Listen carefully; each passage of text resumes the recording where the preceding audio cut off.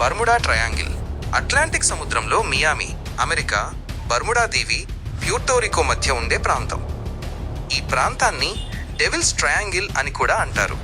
దీనికి గల కారణం ఈ ప్రాంతంలో జరిగిన అనేక రహస్యమైన సంఘటనలు. అనేక విమానాలు ఈ ప్రాంతం మీదుగా ప్రయాణిస్తుండగా ఎలాంటి సమాచారము లేకుండా అదృశ్యమయ్యాయి.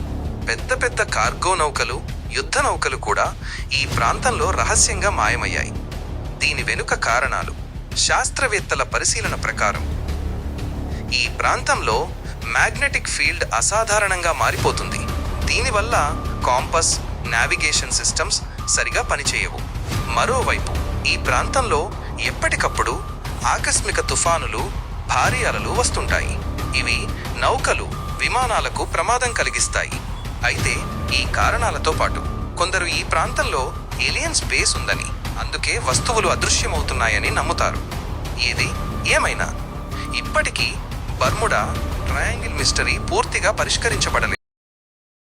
డూమాస్ బీచ్ గుజరాత్లోని అరేబియా సముద్ర తీరంలో ఉన్న ఈ డూమస్ బీచ్ ముఖ్యంగా భయానక గాథలు, రహస్యాల కోసం పేరుగాంచింది. ఎందుకంటే ఈ బీచ్ ఇసుక నల్లగా ఉంటుంది. చాలామంది ఇది శవదహనాల బూడిద కలిసిపోయి ఉందని నమ్ముతారు. కానీ శాస్త్రీయంగా చూస్తే ఇది ఇనుము, టైటానియం వంటి ఖనిజాలు ఎక్కువగా ఉండటం వల్ల నల్లగా ఉంటుంది.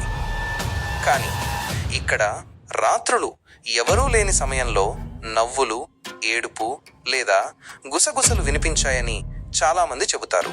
తెల్లటి నీడలు, వెలుగులు ఆకస్మికంగా కనబడటం, మాయవ్వడం జరిగిందని చెబుతారు. మరియు ఇక్కడ రాత్రి ఆలస్యంగా వెళ్లిన వారు కనిపించకపోవడం లేదా ఆత్మహత్యల లాంటి సంఘటనలు జరిగాయని స్థానిక కథలు ఉన్నాయి.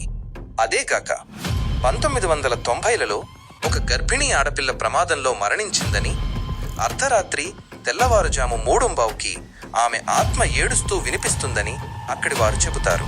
పగలు అందమైన ఈ బీచ్ రాత్రి మాత్రం భయానకంగా మారిపోతుందని చాలామంది నమ్మకం.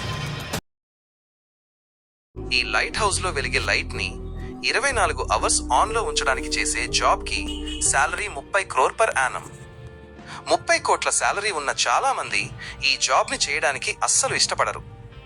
యాక్చువల్లీ ఇదే ఫ్రాన్స్లోని బ్రిట్నీ కోస్ట్ ఏరియాలో లొకేట్ అయి ఉన్న జుమ్మెర్ లైట్ హౌస్. ఈ లైట్ హౌస్లో లైట్ కీపర్ జాబ్ చేసి జస్ట్ 1 yearలోనే కోటీశ్వర్లు అయిపోవచ్చు. అండ్ ఆ జాబ్లోని పెద్దగా చేయాల్సింది ఏమీ ఉండదు. జస్ట్ దానిపైన వెలిగే లైట్ని వెలుగుతూ ఉండేలా చూసుకోవాలి అంతే. అలా చూసుకోవడానికి ఎవ్రీ టైం ఒంటరిగా లైట్ హౌస్లోనే ఉండాలి, అది కూడా తుఫానుల మధ్యలో. ఆ తుఫానుల వల్ల లైట్ హౌస్ కంటే పైకి ఎగిసిపడే అలలతో రాత్రుళ్ళు నిద్ర కూడా పోలేము. అండ్ లైట్ హౌస్ సముద్రంలో ఉండడంతో తుఫాను వచ్చినప్పుడు చాలా డేస్ పాటు దాంట్లోంచి బయటికి వెళ్ళలేము.